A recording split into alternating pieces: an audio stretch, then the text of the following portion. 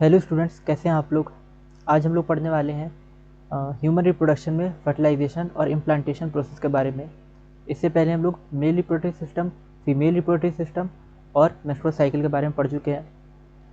आज हम लोग कवर करेंगे फर्टिलाइजेशन और इम्प्लांटेशन टॉपिक को। और इससे पहले की वीडियोस अगर आपने नहीं देखी हैं तो आप हमारे चैनल पर प्लेलिस्ट पर क्लास 12 नाम से प्लेलिस्ट बनी है, वहाँ से जाके आप उसको गो थ्रू कर सकते हैं, वीडियोस देख सकते हैं। और अ, अगर आपने अभी तक चैनल को सब्सक्राइब नहीं किया है तो चैनल को सब्सक्राइब ज़रूर कर लीजिए। और वीडियो अच्छी लगे तो वीडियो को लाइक ज़रूर कीजिएगा, ताकि वीडियो को लाइक ज़रूर कीजिएगा। आपका हर एक लाइक हमारे लिए एटीपी की तरह वर्क करता है कि इस तरह की वीडियो हम आपके लिए और बना के ला सकें। और ज़्यादा से ज़्यादा लोग को वीडियो शेयर कीजिए, ताकि जो लोग नीट की तैयारी कर रहे हैं उनको भी नीट की तैयारी करने में आसानी हो। और आपने अगर अभी तक हमारा टेलीग्राम चैनल ज्वाइन नहीं किया तो हमारा टेलीग्राम चैनल जरूर ज्वाइन कर लीजिए। वहाँ पे आपको हर एक चैप्टर का मॉड्यूल टाइम टू टाइम मिलता रहेगा। तो आज हम लोग पढ़ने वाले हैं फर्टिलाइजेशन चैप्टर के बारे में, फर्टिलाइजेशन टॉपिक के बारे में। ये फर्टिलाइजेशन टॉपिक क्या है, देखते हैं इसके बारे में। क्या फर्टिलाइजेशन क्या होता है, तो जैसे स्पर्म जो होता है ना, हमने पढ़ा था कि मेल गैमेट होता है स्पर्म, जो मेल में बनता है, मैन में बनता है। और फीमेल गैमेट होता है ओवा, एग, जो किस में बनता है, फीमेल में बनता है। तो जब दोनों यानी स्पर्म जो है, जब फीमेल गैमेट यानी ओवा के पास जाता है तो उसको फर्टिलाइज करता है। और इस प्रोसेस को हम क्या बोलते हैं, फर्टिलाइजेशन। ठीक है, फर्टिलाइज करने के ही या फ्यूज़ करने के ही प्रोसेस क्या बोलते हैं, फर्टिलाइजेशन। तो स्पर्म, जब स्पर्म जो है वो ओवा से, एग से जाके फ्यूज़ करेगा, तो इस प्रोसेस को हम लोग बोलते हैं फर्टिलाइजेशन। और ये प्रोसेस जो है, इसमें क्या है, इसका पूरा जो प्रोसेस में क्या स्टेप्स होते हैं वो हम देखेंगे। तो सबसे पहले क्या होता है, कॉपुलेशन या क्वाइटस यानी मीटिंग होती है मेल और फीमेल की। तो इसमें क्या होता है, सीमेन जब रिलीज होता है पीनस से into the vagina of the female reproductive tract. ठीक है, तो इसमें रिलीज होता है सीमेन का, सीमेन के साथ साथ स्पर्म भी जो होता है वो एंटर कर जाता है फीमेल बॉडी में। इस प्रोसेस को बोलते हैं इंसेमिनेशन। क्या बोलते हैं, इंसेमिनेशन बोलते हैं। तो इंसेमिनेशन क्या होता है, जब सीमेन का इंसर्शन होता है फीमेल रिप्रोडक्टिव ट्रैक्ट में, तो इसको हम लोग बोलते हैं इंसेमिनेशन। और इसके बाद है, और ये कब होता है, मीटिंग के टाइम पे जब मेल और फीमेल मेट करते हैं। Motile sperm swim rapidly. अब स्पर्म्स जो होते हैं वो मोटाइल होते हैं। ठीक है, यानी वो क्या करते हैं, मूवमेंट उसमें होती है और बहुत तेज मूवमेंट होती है, और टेल के थ्रू ये मूवमेंट करते हैं। सर्विक्स, ये फीमेल रिप्रोडक्टिव ट्रैक्ट में जाते हैं, सर्विक्स से होते हुए यूट्रस में एंटर कर जाते हैं और एम्पुला रीजन पे, एम्पुलर रीजन में पहुंच जाते हैं। एम्पुला कहाँ पे होता है, फैलोपियन ट्यूब में होता है एम्पुला। ठीक है, तो ये बताया था फैलोपियन ट्यूब में एम्पुला और स्थमस होता है। तो जब ये एम्पुला तक पहुँचेंगे ना, तो एम्पुला तक पहुँचते पहुँचते यानी इंस्थमस और एम्पुला के जंक्शन पे एग भी आ जाता है। तो एग यानी ओवम का और स्पर्म का फर्टिलाइजेशन होता है। तो कहाँ पे होता है, एम्पुला और स्थमस के जंक्शन पे होता है fertilisation. Ovum release by the ovary is also transported to the ampullar region. ठीक, ओवम भी यहाँ पे आ जाता है एम्पुलर रीजन में, और यहाँ पे फिर फर्टिलाइजेशन हो जाता है। फर्टिलाइजेशन होता है एम्पुला और स्थमस के जंक्शन पे, ये याद रखना है। फर्टिलाइजेशन जब होगा तो इसमें क्या होता है, कब होता है फर्टिलाइजेशन। अच्छा, फर्टिलाइजेशन पॉसिबल कब हो सकता है, जब साइमल्टेनियस हो, यानी सेम टाइम पे, जब ओवा और स्पर्म एम्पुलर रीजन में आए। ठीक है, स्थमस एम्पुला के जंक्शन पे जब आएंगे, जब सेम टाइम पे आएंगे तभी फर्टिलाइजेशन होगा। अगर अलग अलग टाइम पे आ रहे हैं स्पर्म या ओवा तो फर्टिलाइजेशन नहीं होगा। ठीक है, यानी एग पहले बन चुका है और ओवा अगर नहीं आया, एग पहले बन चुका है और स्पर्म अगर अभी उसको नहीं आया फर्टिलाइज करने एम्पुला में, तो फर्टिलाइजेशन पॉसिबल नहीं होगा। और अगर स्पर्म जो है वो आ चुका है लेकिन अभी तक एग नहीं बना है तो भी फर्टिलाइजेशन पॉसिबल नहीं होगा। ठीक है, तो ये कंडीशंस होती हैं। इसका एक बार हम लोग डायग्राम देख लेते हैं अगर ऊपर हो तो। हालांकि यहाँ पे आपको बना के दिखा देते हैं। इस तरह से ये यूट्रस होता है और ये इसका, ठीक है, इसे हम लोग बनाते हैं पियर शेप का, इन्वर्टेड पियर बोलते हैं। फीमेल रिप्रोडक्टिव ट्रैक्ट या यूट्रस होता है। ठीक है, इसमें सर्विक्स वाला पार्ट होता है और वेजाइना वाला पार्ट होता है। तो यहाँ पे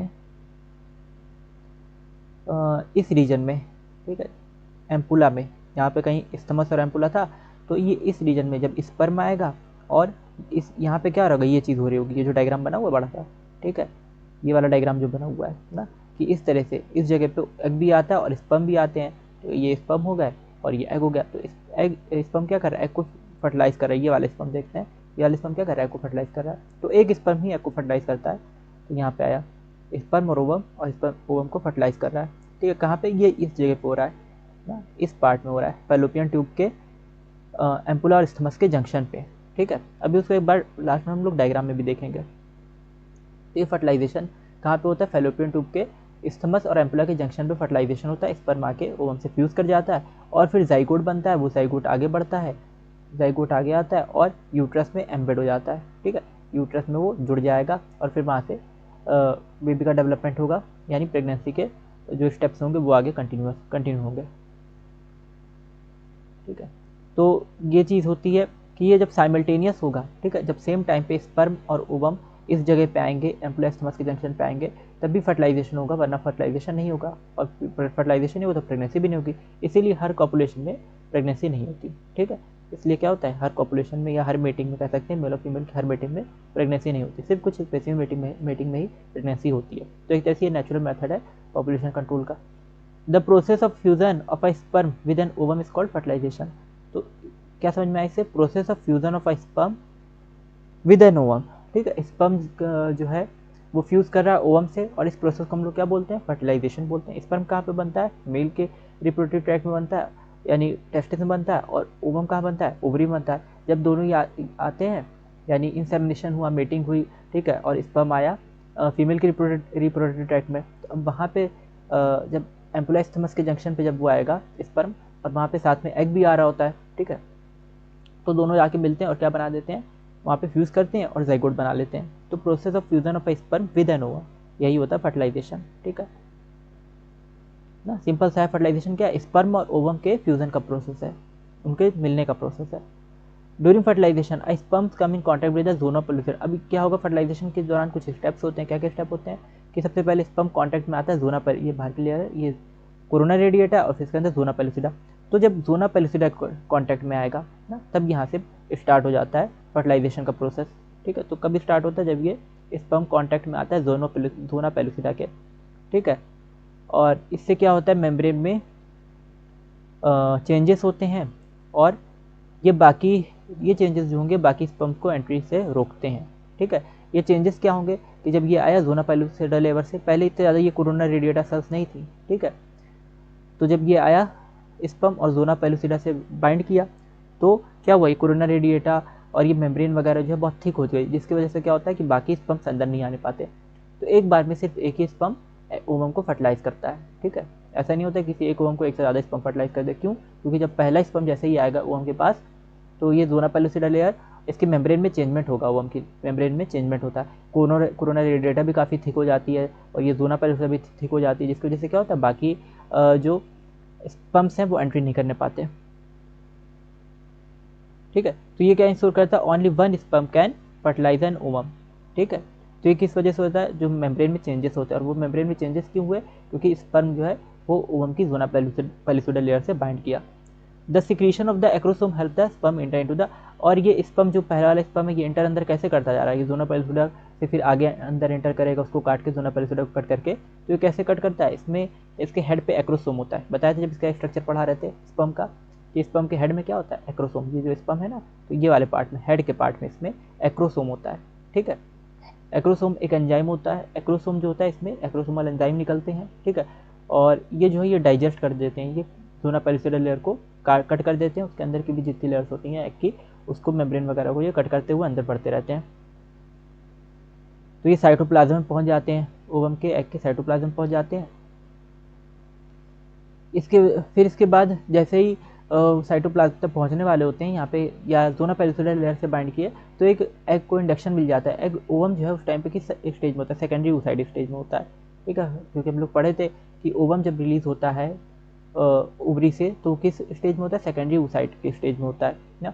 तो उसमें अभी कुछ मियोटिक डिवीजन बाकी रहते हैं, कुछ मैचुरेशन अभी होना बाकी रहता है। तो वो कब होता है, जब ये स्पर्म बाइंड करता है एग से, जब ये स्पर्म एग से बाइंड करेगा, ओवम से बाइंड करेगा, तब इसमें बाकी आगे के मैचुरेशन होगा, इसमें मियोटिक डिवीजन होगा, और ये सेकेंडरी oocyte से फाइनली ओवम बन जाएगा ना। जब तक बाइंड नहीं किया था ये सेकेंडरी oocyte था, ठीक है। और जब ये स्पर्म आ गया, जुड़ गया सेकेंडरी oocyte से, तो अब ये ओवम बन जाएगा, क्योंकि इसमें मियोसिस हो जाता है। तो सेकेंडरी oocyte में मियोसिस होता है, मियोटिक डिवीजन होते हैं, और सेकेंड मियोटिक कौन सा होता है, सेकेंड मियोटिक डिवीजन होता है अनइक्वल, और ये अनइक्वल होता है, इससे सेकेंड पोलर बॉडी एक बनेगी और एक हैप्लॉइड ओवम बन जाएगा, ऊटेड जिसको बोलते हैं, ओवम या ऊटेड। तो ये हैप्लॉइड ओवम या ऊटेड, ये हैप्लॉइड ओवम कैसा है, ये हैप्लॉइड एन है, ये याद रखना कि ओवम कैसा होता है, हैप्लॉइड होता है। सेकेंडरी oocyte भी हैप्लॉइड था, ओवम भी हैप्लॉइड होता है, ठीक है। तो ये हैप्लॉइड है, यानी इसमें 23 क्रोमोसोम्स है। कितने क्रोमोसोम है? 23 क्रोमोसोम्स है।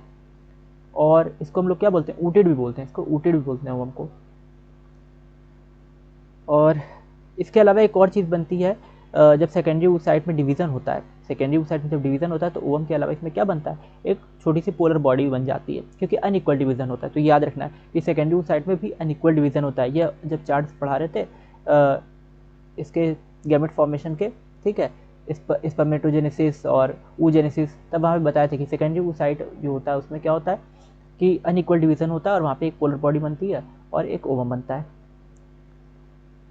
तो ये सेकंड पोलर बॉडी बनी। इससे पहले भी जब प्राइमरी oocyte होता है तो उसमें भी डिवीज़न हुआ रहता है, उसमें भी अनइक्वल डिवीज़न होता है, तो एक प्राइमरी पोलर बॉडी बनती है। ये सेकंड पोलर बॉडी बनी है, ठीक है। ये समझ में आ रहा है यहाँ पर सेकंड पोलर बॉडी। अभी चार्ट में एंड में दिखाएंगे क्योंकि बीच में लैग करने लगता है थोड़ा सा ये चीज़ ना, इसलिए इसको लास्ट में हम एक बार क्लियर करा देंगे चार्ट में कि सेकंड पोलर बॉडी क्यों बोल रहे हैं ना।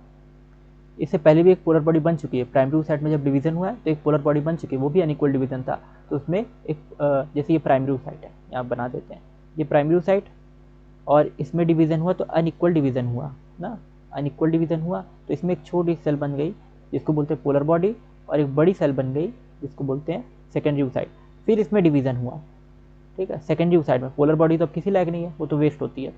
तो इसमें डिवीज़न हुआ तो एक छोटी सी, इसमें भी अनइक्वल डिवीज़न हुआ तो एक छोटी सी पोलर बॉडी बन गई और एक बड़ा क्या बन गया? ओवम या ऊटिड बन गया, ठीक है। तो ओवम या ऊटिड बन जाता है। इस तरह से डिवीज़न चलते हैं। तो ये सेकंड पोलर बॉडी, फाइनल वाली जो बनी है सेकंड पोलर बॉडी। इससे पहले भी एक प्राइमरी पोलर बॉडी बन चुकी है ना, फर्स्ट पोलर बॉडी भी बन चुकी है। तो ये सेकेंडरी oocyte है और ये क्या है लास्ट वाला? ये हैप्लॉइड ओवम या ऊटिड है, ठीक है। और इसमें हैप्लॉइड न्यूक्लियस है, हैप्लॉइड ओवम में, जो स्पर्म के हैप्लॉइड न्यूक्लियस से बाइंड कर जाएगा। तो ओवम का न्यूक्लियस स्पर्म के न्यूक्लियस से बाइंड कर जाता है, ये फ्यूज़ कर जाते हैं और जाइगोट का फॉर्मेशन होगा। क्या होगा? जाइगोट बनेगा। तो बेसिकली यहाँ पे जो ये आके बाइंड कर रहा है स्पर्म और ओवम, तो ओवम और स्पर्म एक दूसरे, ओवम और स्पर्म जो होते हैं ये फ्यूज़ करते हैं, ठीक है। देखो यहाँ पे बना हुआ है डायग्राम ना, ये एक एम्प्लोइस्थमस का जंक्शन है, यहाँ पे फर्टिलाइजेशन हो रहा है, ये दिख रहा है कितना अच्छा डायग्राम बना हुआ है, ठीक है। तो यहाँ पे दिख रहा है कि एम्प्लोइस्थमस, ये पूरा फैलोपियन ट्यूब है, यहाँ से स्पर्म एंट्री किया, स्पर्म आया और यहाँ से ओवरी से क्या आ रहा है? ओवरी से oocyte, सेकेंडरी oocyte आ रहा है और ये यहाँ पे आके बाइंड कर रहे हैं, दिख रहा है ना, ये चीज़ हाईलाइट की है। तो यहाँ पे आके स्पर्म जो है ये इसको फर्टिलाइज कर रहा है ओवम को, ठीक है। ये इसका इनलार्ज स्ट्रक्चर बना हुआ है ना। अच्छा, ओवम के अंदर भी न्यूक्लियस है और स्पर्म के अंदर भी न्यूक्लियस होता है, तो दोनों न्यूक्लियस एक दूसरे से बाइंड कर जाते हैं, स्पर्म का न्यूक्लियस और ओवम का न्यूक्लियस, ठीक है। इसको ऐसे जोड़ के दिखा दिए ब्रिज किससे ना। ये क्या होगा कि पूरा स्पर्म अंदर नहीं जाता, सिर्फ इसका न्यूक्लियस अंदर जाता है, ठीक है। और इसका सेंट्रियोल अंदर जाता है, ये भी याद रखना है, स्पर्म का न्यूक्लियस और स्पर्म का सेंट्रियोल ही अंदर जाता है उसके पास, ओवम के पास, ठीक है, ओवम के न्यूक्लियस के पास। इसका न्यूक्लियस स्पर्म का और स्पर्म का सेंट्रियोल ये इसके पास गया और इसमें फिर क्या हुआ कि इसके न्यूक्लियस से बाइंड कर गया, स्पर्म का न्यूक्लियस या एग के न्यूक्लियस से बाइंड कर गया और जाइगोट बना लेगा, ठीक है। ये जाइगोट बन जाएगा। यहाँ पे जाइगोट का जब फॉर्मेशन हो जाएगा, यहाँ पे जाइगोट वाली स्टेज क्लियर दी नहीं है, ये स्पर्म दिया हुआ है, जाइगोट की स्टेज क्लियर नहीं दी है, ठीक है। तो जाइगोट बन गया, जाइगोट क्या बनेगा? जाइगोट सिंगल सेल स्ट्रक्चर इस तरह का बन जाएगा, ठीक है। जैसे ये है, इसमें एक बड़ा सा न्यूक्लियस इस तरह से दिखा दिया, दोनों का स्पर्म और ओवम का न्यूक्लियस फ्यूज किया तो एक बड़ा सा न्यूक्लियस बन गया, ठीक है। ये जाइगोट है। अब इसमें जाइगोट में क्या होते हैं? क्लीवेज होते हैं, जाइगोट में क्लीवेज होते हैं और क्लीवेज से एक सेल से दो सेल, दो से चार सेल इस तरह से बनती रहती हैं, ये वाला, ठीक है। ये सी नंबर पे, ठीक है, ए बी और फिर ये वाला स्ट्रक्चर, फिर इसके बाद सी, ठीक है। तो ये जाइगोट से क्लीवेज हुआ, दो इसमें सेल्स बनी, ठीक है, इसको बोलते हैं ब्लास्टोमियर, ठीक है। ये जो सेल्स बन रही है ना, क्लीवेज जो सेल्स बन रही है यहाँ पे, हाँ ब्लास्टोमियर नाम दिया हुआ है ना ये, ठीक, ब्लास्टोमियर बनती हैं। अच्छा, क्लीवेज क्या होता है? क्लीवेज होता है माइटोटिक डिवीजन। कुछ छूटा तो नहीं यहाँ पे? सेकंड पोलर बॉडी बता रहे थे, ऊटेड, जाइगोट बना, ठीक है। ये चीज़ समझ में आई कि ये फ्यूज़न, असल में फर्टिलाइजेशन जो होता है ना वो यही फ्यूज़न होता है, मेल यानी मेल गैमेट या स्पर्म के न्यूक्लियस का फीमेल गैमेट यानी ओवा के न्यूक्लियस से मिलना, स्पर्म के न्यूक्लियस का ओवा के न्यूक्लियस से मिलना, ये इसी फ्यूज़न को हम लोग फर्टिलाइजेशन बोलते हैं मेनली। तो ये फ्यूज़न जो होता है यही फर्टिलाइजेशन है और इसमें दोनों के एन जब न्यूक्लियस मिलते हैं, भाई स्पर्म में भी एन था, हैप्लॉइड था न्यूक्लियस, और ओवम में भी हैप्लॉइड न्यूक्लियस था, तो दोनों जब मिले n+n तो क्या बन गया? 2n, यानी 23 क्रोमोसोम स्पर्म के न्यूक्लियस के मिले और 23 क्रोमोसोम एग के न्यूक्लियस के मिले, तो एक इस तरह से क्या हो गया, ये 2n न्यूक्लियस बन गया जाइगोट का। तो जाइगोट का न्यूक्लियस क्या होता है 2n, z 2 की तरह दिखता है ना, तो उससे याद रखेंगे जाइगोट का न्यूक्लियस क्या हो गया 2n हो गया, ठीक है। z थोड़ा थोड़ा 2 को रिसेंबल करता है ना, तो इससे हम लोग याद रखेंगे जाइगोट का न्यूक्लियस क्या होता है 2n होता है, और गैमेट के न्यूक्लियस जो होते हैं वो हैप्लॉइड होते हैं, nn होते हैं। तो 46 क्रोमोसोम जाइगोट में होते हैं। और फर्टिलाइजेशन का एक जो इम्पोर्टेंस है वो यही है कि इसमें क्या होती है कि फिर से डिप्लॉयड जो होती है कंडीशन वो आ जाती है, यानी रिकवर हो जाती है, डिप्लॉयड कंडीशन रिकवर हो जाती है। वरना गैमेट में तो क्या होती है हैप्लॉयड कंडीशन आ जाती है, तो उसके रिकवरी के लिए फर्टिलाइजेशन होता है। तो बहुत एक इंपॉर्टेंट है फर्टिलाइजेशन का प्रोसेस, जिससे क्या होता है डिप्लॉयड कंडीशन वापस से रिकवर हो जाती है जनरेशन में ना। अगर ऐसा ना हो तो गैमेट के हैप्लॉयड ही रह जाए, और जो नए नए आगे जनरेशन बने उनमें हैप्लॉयड जो है कंडीशन यानी 23 क्रोमोसोम रहे, तो धीरे धीरे करेक्टर कम होते चले जाएंगे। अब 46 से 23 हो गए, तो इस तरह से तो ये जो फर्टिलाइजेशन हो रहा है इसकी वजह से एक फ़ायदा क्या हो रहा है कि वापस से 23 क्रोमोसोम मिल के मेल और फीमेल गैमेट के और 46 क्रोमोसोम बना ले रहे हैं, जिससे कि डिप्लॉयड लेवल जो है वो रिकवर रहती है, मेंटेन रहती है, ठीक है। ये एक इसका इंपॉर्टेंस है रिप्रोडक्शन का, फर्टिलाइजेशन का। अब यहाँ पे क्लीवेज हुआ। क्लीवेज क्या होता है, क्लीवेज में ये ऐसा डिवीजन है जिसमें सेल्स तो डिवाइड करती हैं लेकिन सेल्स का साइज बढ़ता नहीं है, ठीक है। सेल्स डिवाइड करेंगी, नंबर ऑफ सेल तो बढ़ेगा, नंबर ऑफ सेल तो बढ़ेगा लेकिन साइज नहीं बढ़ेगा, यानी एन तो बढ़ेगा, सेल का नंबर बढ़ जाएगा। यहाँ पे बना देते हैं एन बढ़ रहा है, सेल का नंबर बढ़ रहा है, दिख रहा है ना। 2 सेल, एक सेल पहले जाइगोट में सिंगल सेल थी, बड़ा सा न्यूक्लियस, उसमें डिवीजन हुआ, एक सेल सिंगल सेल अभी भी है, लेकिन इसमें अंदर क्या बन गए, इसके अंदर 2 सेल बन गई, लेकिन इनका साइज अभी भी सेम ही है। फिर 2 से 4 सेल बनी, ठीक है। यहाँ पे 4 सेल दिख रही है, 2 साइड में, 2 ऊपर नीचे, आगे पीछे इस तरह से ऊपर नीचे दिख रही हैं। तो 2 से 4 सेल बनी, 4 से 8 सेल बनी ना। हर एक सेल 2-2 सेल में डिवाइड होती जाएगी। ये सेल 2 सेल में डिवाइड हुई थी, पहले जाइगोट वाली सेल जो थी वो 2 सेल में डिवाइड हुई ना, सी वाले पे दिख रहा है, ठीक है। फिर ये 2 सेल बीच बीच से 2 सेल में डिवाइड हुई, तो इससे 4 सेल बन गई। अब ये सब सेल जो हैं ये भी डिवाइड होंगी, ठीक है, ये भी डिवाइड होंगी, तो ये 8 सेल बन गई। अच्छा, अगर आप ये वीडियो देख रहे हैं तो कमेंट करके कमेंट सेक्शन में ज़रूर बताइएगा कि ये जो इसमें क्लीवेज होता है, ठीक है, जो क्लीवेज होता है ह्यूमन में, तो ये किस तरह का क्लीवेज होता है ना, इसका आप जो वो करके कमेंट करके बताइएगा कि ये क्लीवेज किस तरह का होता है, इसको हम लोग क्या बोलते हैं, कौन सा टाइप है ये, ठीक है। क्लीवेज बहुत टाइप के होते हैं, तो ये आखिर कौन सा टाइप, किस टाइप का क्लीवेज है ना, ये आप कमेंट करके जरूर बताइएगा। हो सकता है ये एग्ज़ाम में आ जाए, ठीक है, क्योंकि कभी कभी कुछ चीज़ें इस डिटेल में भी आ जाती हैं। तो यहाँ पे हम लोग देखते हैं कि ये 4 हैं सेल्स, इन 4 में डिवीज़न हुआ तो ये 8 सेल्स बन गई, ठीक है। इस तरह से लगातार डिवीज़न होता जा रहा है और नंबर ऑफ सेल्स बढ़ते जा रहे हैं। तो यही लिखे थे कि एन जो है तीर बना के ऊपर दिखाए थे ना, कि एन के यानी नंबर ऑफ सेल्स बढ़ती चली जाती हैं, लेकिन साइज़ जो होगी ना वो रिमेन कांस्टेंट रहती है, साइज़ नहीं बढ़ती, ठीक है। साइज़ क्रॉस लगा दे रहे, साइज़ पे एस बना के क्रॉस लगा दिया, ठीक है। कि साइज़ नहीं बढ़ रही, सिर्फ नंबर ऑफ सेल्स बढ़ रही हैं और साइज़ नहीं बढ़ रही क्लीवेज में, ठीक है। यानी सेल्स की साइज़ नहीं बढ़ेगी, उतनी बढ़ा। देखो ये सबसे पहले क्या था, जाइगोट था, जाइगोट के बाद क्या बना 2 सेल स्टेज, 2 सेल स्टेज बनी, 2 सेल 4 स्टेज, 8 सेल स्टेज को हम लोग मोरुला बोलते हैं, ठीक है। 2 और 4 सेल स्टेज को नॉर्मली रहती है, 8 सेल स्टेज मोरुला। मोरुला के बाद क्या बना ब्लास्टुला, ब्लास्टुला यहाँ पे दिख रहा है, ये ब्लास्टोसिस्ट जिसको बोलते हैं। और ब्लास्टुला के बाद क्या बनता है, गैस्ट्रुला बनता है। यहाँ पे ये जी वाली स्टेज, जी एच वाली जो स्टेज है सब गैस्ट्रुला है, ये एफ तक, ई एफ, ये सब क्या है ब्लास्टुला है, ठीक है। ये ब्लास्टुला, ब्लास्टोसिस्ट भी बोलते हैं ह्यूमन में, मेल में इसको ह्यूमन जो होता है, ठीक है, नहीं सर, इसको ह्यूमन में ना क्या बोलते हैं ब्लास्टोसिस्ट, और सब उसमें जो होते हैं एनिमल्स उनमें ब्लास्टुला बोल देते हैं, लेकिन ह्यूमन में इसको ब्लास्टोसिस्ट बोलते हैं, ठीक है, ब्लास्टुला स्टेज को। तो ये आपको याद रखना, ये ब्लास्टोसिस्ट स्टेज है ना। और इसके बाद फिर मोरुला भी बनेगा आगे, और तो दिखाया नहीं हुआ मेरे ख्याल से, ठीक है। मोरुला इससे पहले बना है, मोरुला फिर ब्लास्टुला फिर गैस्ट्रुला बनेगा आगे ना, गैस्ट्रुला बनेगा, ठीक है। इसके बाद गैस्ट्रुला बनता है, ब्लास्टोसिस्ट के बाद क्या बनता है गैस्ट्रुला। तो गैस्ट्रुला स्टेज में दिखाई नहीं गई है, इतनी स्टेजेस आपको याद रखनी है, कौन कौन सी बन रही है, जी और एफ ना, इस तरह की ये दिखा दी गई है। गैस्ट्रुला पूरा क्लियर, गैस्ट्रुला यहाँ पे नहीं दिखाया गया है। सबसे पहले एक्स सेल थी, स्पर्म उसके पास है, फर्टिलाइज किया, जाइगोट बना, जाइगोट से फिर 2 सेल 4 सेल स्टेज, फिर ये 8 सेल स्टेज को हम लोग मोरुला बोलते हैं। तो याद रखना है कितनी सेल स्टेज को मोरुला बोलते हैं, 8 सेल स्टेज को, ठीक है, 8 सेल स्टेज को मोरुला। और हर एक सेल को जो क्लीवेज में हर एक सेल बन रही है उसको क्या बोलते हैं ब्लास्टोमियर बोलते हैं, ठीक है। तो क्लीवेज में जो हर एक सेल बनती है उसको ब्लास्टोमियर बोलते हैं, या डॉटर सेल्स 2, 4, 8, 16 ये डॉटर सेल्स ना, माइटोसिस में जनरली ये कहा जाता है डॉटर सेल्स। और ये सब कहाँ पे हैं, ये इससे पास हो के फैलोपियन ट्यूब से पास हो के कहाँ पे आ रही है, यूट्रस में आ रही हैं, ठीक है, क्योंकि एम्पुला स्टमक जंक्शन पे जो है यहाँ पे फर्टिलाइजेशन हुआ था, तो अब ये धीरे धीरे आगे बढ़ेंगी और यूट्रस की तरफ आएंगे, क्योंकि एम्बेडिंग जो होगी इसकी इम्प्लांटेशन यूट्रस में ही तो होगा, इम्प्लांटेशन यूट्रस में होगा, यानी यूट्रस में ये जो गैस्ट्रुला है ये जुड़ेगा इससे यूट्रस की वॉल से, एंडोमेट्रियम से, ठीक है, ये चीज़ बताया था, एंडोमेट्रियम से जुड़ता है। एंडोमेट्रियम उस टाइम पे काफ़ी थिक हुई रहती है, जिसकी वजह से ये जो गैस्ट्रुला है वो इससे जुड़ जाता है एंडोमेट्रियम से, यानी एम्ब्रियो जो है वो इससे जुड़ जाएगा, एंडोमेट्रियम से जुड़ जाएगा। यहाँ पे बना हुआ डायग्राम में दिख रहा है ये चीज़, इसको हाईलाइट कर दें क्या, ये ठीक है, एंडोमेट्रियम से जुड़ गया।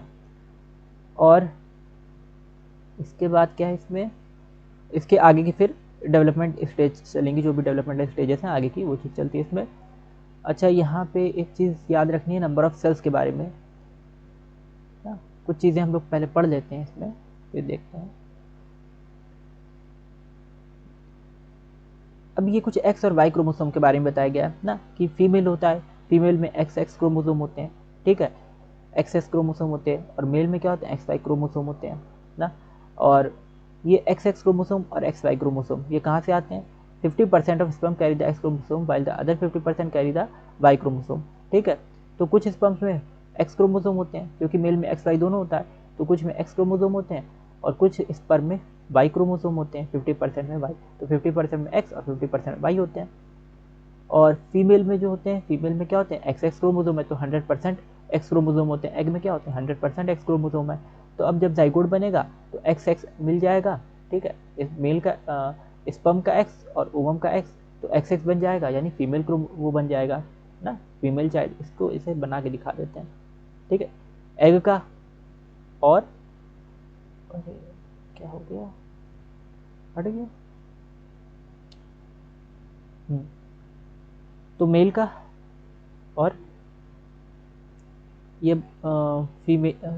ये फीमेल का या एग ये बना दिए एक्स, और ये स्पर्म, ठीक है, स्पर्म में से पूंछ बना दिया, इसका मान लो इसमें भी एक्स है, तो ये दोनों जब मिलेंगे तो क्या बन जाएगा, जो जाइगोट बनेगा वो क्या होगा, इन दोनों को मिलने से जो जाइगोट बनेगा वो एक्स होगा, यानी फीमेल होगा।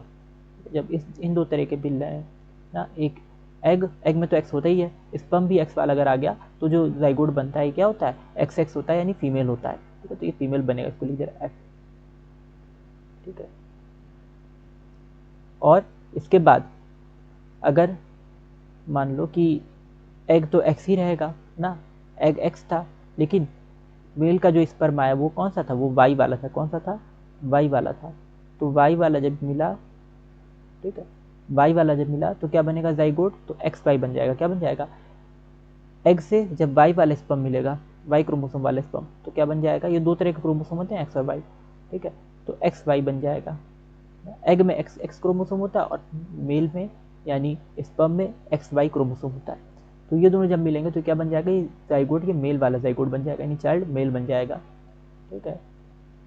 तो यानी जो चाइल्ड है उसका जेंडर जेंडर किस चीज़ पे डिपेंड कर रहा है, कि स्पर्म में कौन सा क्या है, एक्स है या वाई है, ठीक है। अगर एग में तो एक्स ही रहेगा, अगर स्पर्म में एक्स आया तो इससे जब फ्यूज़ करेगा ये एग से, फर्टिलाइजेशन होगा, तो जाइगोट जो बनेगा वो फीमेल बनेगा, क्योंकि दोनों में एक्स था, इस मेल में भी एक्स था, इस वजह से। और अगर एग तो एक्स ही है, मेल का स्पर्म आया जो वाई वाला स्पर्म था, वाई क्रोमोसोम वाला, अगर वो इससे फ्यूज़ करेगा एग से तो एक्स वाई बनेगा, यानी मेल बनेगा। तो वाई के स्पर्म की वजह से अब की बार मेल बना है चाइल्ड, ठीक है। तो चाइल्ड का जो जेंडर होता है कि वो फीमेल बनेगा, डॉटर बनेगा या सन बनेगा, वो किस पे डिपेंड करता है, वो मेल के क्रोमोसोम्स पे डिपेंड करता है कि मेल का स्पर्म का क्रोमोसोम कौन सा, एक्स है या वाई है। लेकिन अक्सर लोग क्या करते हैं कि फीमेल्स पे जो है इस चीज़ का एक वो कर देते हैं ना, डिपेंडेंसी कर देते हैं फीमेल पे। जो लोग नहीं इतने पढ़े लिखे हैं, जो ये सब चीज़ें जान रहे हैं, तो वो लोग फीमेल्स पे इन सब चीज़ों की डिपेंडेंसी कर देते हैं कि जो भी है ये फीमेल की वजह से ऐसा है ना, कि ये सब पुरानी मान्यताएं जो हैं, जब कहीं फीमेल चाइल्ड हो जाती है तो उसका लोग क्या करते हैं, उसका जो भी वो होता है पूरा दोष वो किस पे लगाते हैं, फीमेल पे लगाते हैं ना। लेकिन जबकि ये किस पे डिपेंड करता है, ये जो है जेंडर चाइल्ड का वो मेल और मेल के एक्स या वाई क्रोमोसोम पे डिपेंड करता है, पूरी तरह से मेल पे डिपेंड करता है कि मेल का क्रोमोसोम कौन सा आ रहा है, ठीक है। नेक्स्ट इसके बाद क्या है इसमें, जो एम्ब्रियो होता है 8 to 16, ये डिफरेंट स्टेजेस बता रहे थे यहाँ पे। फिर हमने इसका जेंडर बता दिया कि अगर एक्स रहेगा तो फीमेल चाइल्ड होगा, और एक्स वाई होगा तो मेल चाइल्ड हो जाएगा। 8 to 16 ना, 8 to 16 जो ब्लास्टोमियर होते हैं उसको क्या बोलते हैं, मोरुला। ये चीज़ याद रखनी है कि 8 से 16 अगर ब्लास्टोमियर है तो उसको हम लोग मोरुला बोलेंगे ना। और मोरुला डिवाइड होती है और क्या बनाती है, डिवाइड और ट्रांसफॉर्म होकर ब्लास्टोसिस्ट बनाती है, ठीक है, मोरुला से ब्लास्टोसिस्ट बनेगा।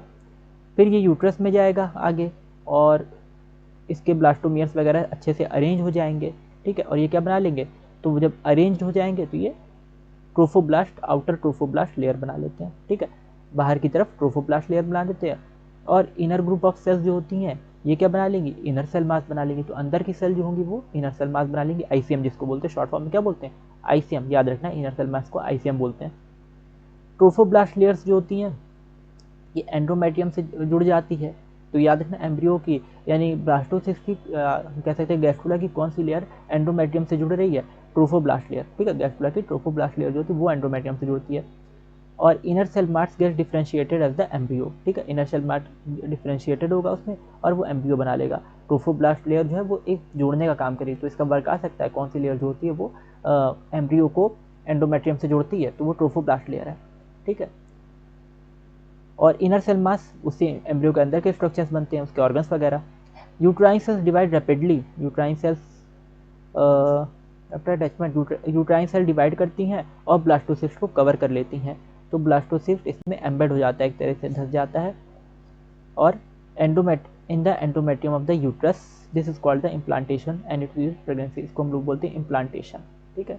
यानी जब ये जैसे यहाँ पे बनाए एंडोमेट्रियम के पास जब आया, ठीक है, जब एंडोमेट्रियम के पास एम्ब्रियो आया और इस एंडोमेट्रियम से जुड़ा, ठीक है, इस एंडोमेट्रियम से, ये एंडोमेट्रियम है, ये पूरी जो ऐसे बनाए हैं, ठीक है, ये क्या है, ये एंडोमेट्रियम है ना, और इससे एम्ब्रियो जब आया और इससे जुड़ा तो एंडोमेट्रियम क्या कर लेगी, इसके चारों ओर इसकी सेल्स एंडोमेट्रियम की डिवाइड होंगी और इस एम्ब्रियो के चारों ओर एक कवरिंग बना लेगी, ठीक है, इसको घेर लेगी पूरी तरह से। इसी को बोलते हैं इम्प्लांटेशन, इस प्रोसेस को बोलते हैं इम्प्लांटेशन। कि एम्ब्रियो आया जब एंडोमेट्रियम के पास तो एंडोमेट्रियम ने उसको चारों तरफ से घेर लिया, ठीक है, और उसको अटैच करके रखा ताकि वो कहीं इधर उधर ना हिल जाए या और उसमें जो है अच्छे से डेवलपमेंट चलता रहे, ठीक है। तो उसको कवर कर लेती है, उसकी सेल्स डिवाइड हो लगती है एंडोमेट्रियम की, यूट्रस की वॉल की, और वो उसको एम्ब्रियो को पूरी तरह से कवर कर लेती हैं। उसके अंदर फिर ये इसका डेवलपमेंट होता रहता है एम्ब्रियो का ना।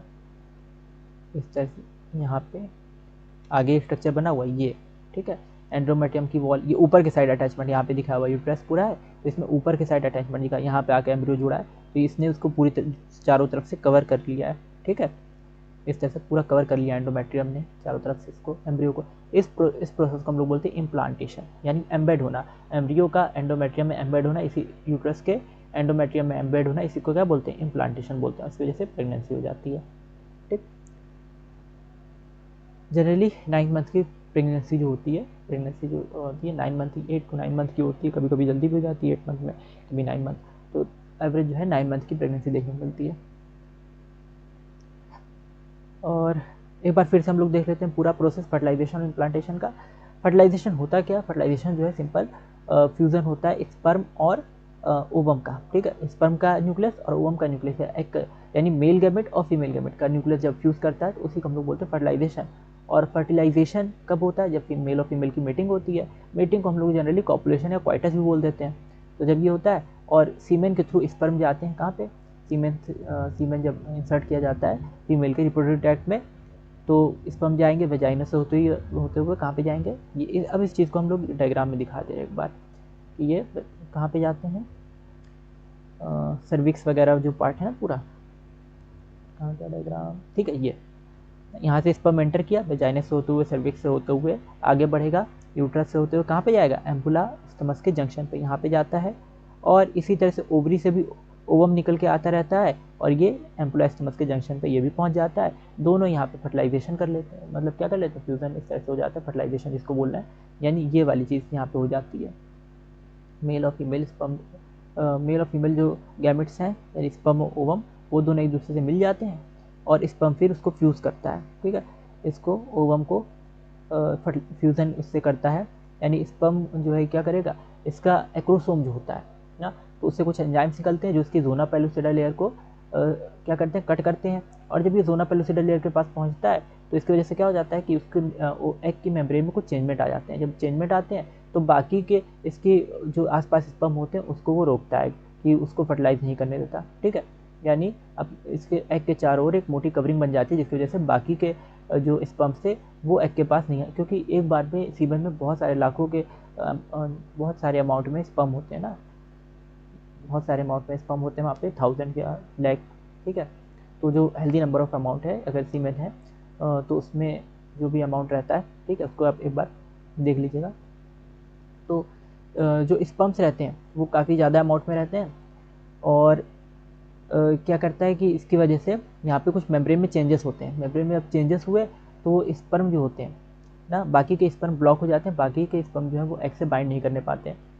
और यहाँ पे क्या है, ये स्पर्म जो है एग को इसने फ्यूज़ किया, हाँ, तो ये इसका एक्रोसोम जो है कुछ एंजाइम रिलीज़ करता है, ठीक है। वो एंजाइम क्या करते हैं, ज़ोना पेलुसिडा को कट करते हैं, और फिर वो इसका जो न्यूक्लियस है वो अंदर एग के पास आ जाएगा, और एग का न्यूक्लियस और स्पर्म का न्यूक्लियस दोनों फ्यूज़ कर जाएंगे। अच्छा, जब ये सब प्रोसेस चल रहा है तो इस टाइम पे ये जब स्पर्म इससे आके जुड़ता है तो उस टाइम पे ये सेकेंडरी oocyte स्टेज में होता है, ठीक है। ओवम जब ओवरी से निकलता है तो सेकेंडरी oocyte स्टेज में होता है। तो सेकेंडरी oocyte स्टेज में उसमें जैसे ही स्पर्म आके जुड़ा, बाइंड किया ज़ोना पेलुसिडा से, तो ये सेकेंडरी इसमें कुछ डिवीज़न होते हैं जिसको हम लोग बोलते हैं, इसमें कुछ डिवीज़न होते हैं जिसको बोलते हैं मियोटिक डिवीज़न। तो ये मियोटिक डिवीज़न होते हैं जिसकी वजह से ये सेकेंडरी oocyte जो है ओवम में कन्वर्ट हो जाता है, ऊटिड बना लेता है, और सेकंड पोलर बॉडी बनती है। तो ओवम या ऊटिड जो बना, अब ये ओवम या ऊटिड, इसका न्यूक्लियस और स्पर्म का न्यूक्लियस दोनों फ्यूज़ कर जाते हैं, और फिर उससे जाइगोट बनता है। दोनों हैप्लॉइड से जब मिलेंगे तो डिप्लॉइड यानी जाइगोट क्या बनेगा, डिप्लॉइड स्ट्रक्चर बन जाएगा। फिर जब ये डिप्लॉइड स्ट्रक्चर बन गया, अब या तो स्पर्म में एक्स होगा या तो वाई होगा, और फीमेल में एक्स ही रहता है, यानी ओवम के एग में जो है वो एक्स ही रहता है। तो एक्स एक्स अगर मिलेंगे, स्पर्म का एक्स और एग का एक्स मिलेगा तो एक्स एक्स बन जाएगा यानी फीमेल बन जाएगा, और स्पर्म का वाई और फीमेल का एक्स मिलेगा तो एक्स वाई यानी मेल बन जाएगा। तो ये सब डिपेंड करता है मेल का स्पर्म पे ना, फीमेल पे इसकी कोई डिपेंडेंसी नहीं होती कि चाइल्ड का जेंडर क्या होगा। अब इसके बाद जाइगोट जब बना तो उसमें क्लीवेज होते हैं। जाइगोट में जो जब क्लीवेज होंगे तो क्लीवेज का खासियत क्या होती है, क्लीवेज में नंबर ऑफ सेल्स तो बढ़ते हैं लेकिन सेल का साइज नहीं बढ़ता, ठीक है। नंबर बढ़ते जाते हैं, 2 4 8 16 इस तरह से डिवाइड होता रहता है, लेकिन साइज सेम रहता है। तो मोरुला, ब्लास्टुला, गैस्ट्रुला सबका साइज सेम रहता है। फिर जब ये सब डिवीजन चल रहा है तो 8 to 16 सेल स्टेज को हम लोग क्या बोलते हैं, मोरुला बोलते हैं। ये बॉल की तरह जो दिख रही है, मोरुला का मतलब मलबेरी होता है ना, मलबेरी, ठीक है, उससे लिया गया ये वर्ड मोरुला। मलबेरी शहतूत की तरह देखने में दिखता है, इसलिए इसको हम लोग मोरुला बोलते हैं 8 to 16 सेल स्टेज को। फिर इसके बाद गैस्ट्रुला बनता है, ब्लास्टुला बनता है। ब्लास्टुला, इसको हम लोग ब्लास्टुला को ह्यूमंस में क्या बोलते हैं, ब्लास्टोसिस्ट बोलते हैं, ये याद रखना। ब्लास्टुला को ह्यूमंस में ब्लास्टोसिस्ट कहा जाता है। तो मोरुला के बाद ब्लास्टोसिस्ट बनता है, और ब्लास्टोसिस्ट के बाद फिर क्या बनता है, इसमें थोड़ा सा इनर सेल मास भी दिख रहा है, और बाहर की लेयर ट्रोफोब्लास्ट भी दिख रही है, ठीक है। तो फिर से गैस्ट्रुला बन जाएगा, यानी उसके इनर ऑर्गन वगैरह बनेंगे।